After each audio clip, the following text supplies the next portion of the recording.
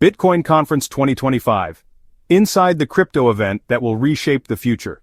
From May 27th to 29th, 2025, the Bitcoin world descends on Las Vegas, filling the grand halls of the Venetian with a fervor that crackles like static before a lightning strike. This isn't just a tech expo, it's a high-voltage convergence of minds, machines, and movements. It's where regulation meets rebellion, where protocol upgrades are announced like rock concerts, and where the ideals of freedom, sovereignty, and self-custody echo louder than any keynote. Bitcoin 2025 isn't about the price, it's about purpose, and the future that's being built now, one block at a time. Where the revolution gathers. The first step into the conference feels like entering a war room disguised as a tech haven. Massive LED displays swirl with Satoshi quotes. Every conversation hums with conviction. This is where cypherpunks stand next to hedge fund managers, where freedom fighters from Nigeria swap ideas with lightning developers from Singapore. The energy isn't hype, it's mission-driven. You can feel that this isn't a normal year. There's a weight to this moment. With economic uncertainty, looming central bank digital currencies, and mainstream Bitcoin adoption taking off, the crowd isn't just here to observe. They're here to decide how Bitcoin survives the next wave, or doesn't.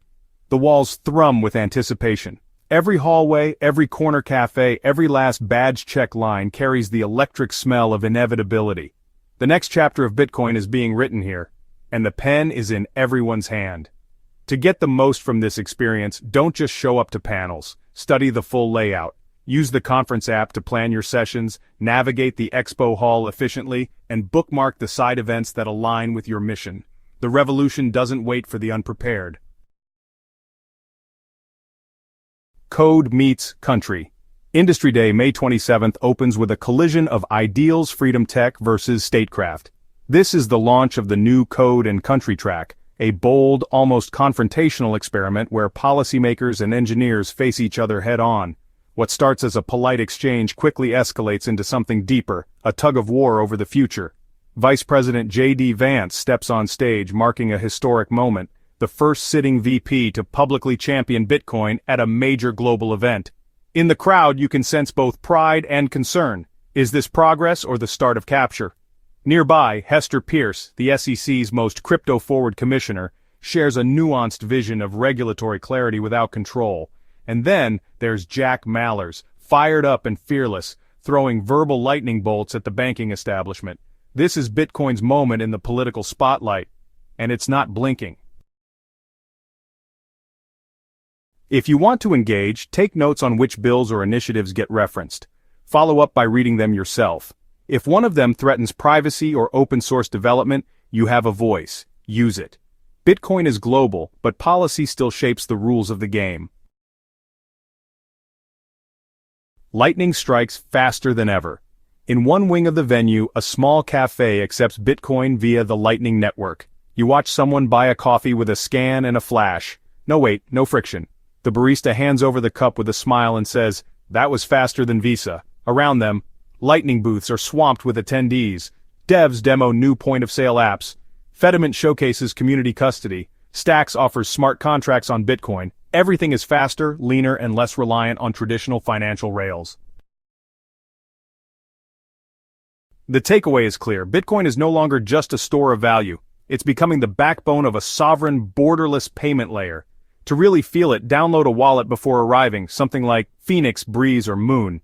Practice sending some saties to a friend. When you arrive, buy something small with it. The first time you see Bitcoin settle in seconds, you'll realize it's not a theory anymore. It's infrastructure. Sound money or Wall Street's Trojan horse? In the main auditorium, the tone shifts. Booths marked with names like BlackRock and Fidelity draw curious glances and hushed conversations. These aren't crypto-native startups. They're institutions, and they're here in full force. Some see this as validation. Bitcoin has gone mainstream. Others, especially OG Bitcoiners and cypherpunks, see it as a threat. If the asset becomes commodified through ETFs and custodial platforms, who's really in control? The panels reflect the divide. Financial execs speak of exposure, derivatives, and access. Meanwhile, Bitcoiners raise the alarm. If you can't hold your own keys, you don't own Bitcoin, you're renting it. there's no clear resolution. But the conversations are fiery and unfiltered. The tension is necessary. If you're watching this unfold, ask yourself, what kind of user do you want to be?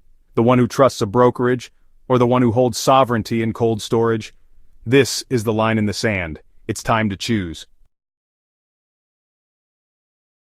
The global resistance in every corner. Away from the spotlight, in breakout rooms and quiet stages, the soul of the conference is revealed. A Nigerian coder shares how he funded an underground school with Bitcoin donations during internet blackouts. A Venezuelan refugee explains how SATs on a flash drive meant her family could escape poverty. A Ukrainian artist shows a wallet app she built from a bunker. These aren't tweets, they're lived experiences, and they change the tone from investment strategy to survival. This is why Bitcoin must stay open, permissionless, and private. For people in crisis zones, it's not an asset class, it's a lifeline. Culture is the Trojan horse. As the sun dips behind the strip, Bitcoiners gather in lounges, alleyways, rooftop meetups. DJs remix Satoshi quotes into club bangers. Artists paint live murals of the last fiat supper. Someone hands out laser eyeglasses with embedded QR codes that lead to seed phrases. The movement here isn't being dictated, it's being lived. The memers are as important as the coders. The musicians matter as much as the miners. Bitcoin culture is how ideology spreads, not through arguments but through aesthetic gravity. This is the Trojan horse. This is the payload. It's not just money anymore, it's a vibe. If you're a creator, lean in, make art, share memes, remix content, use your tools to translate freedom into something others can feel.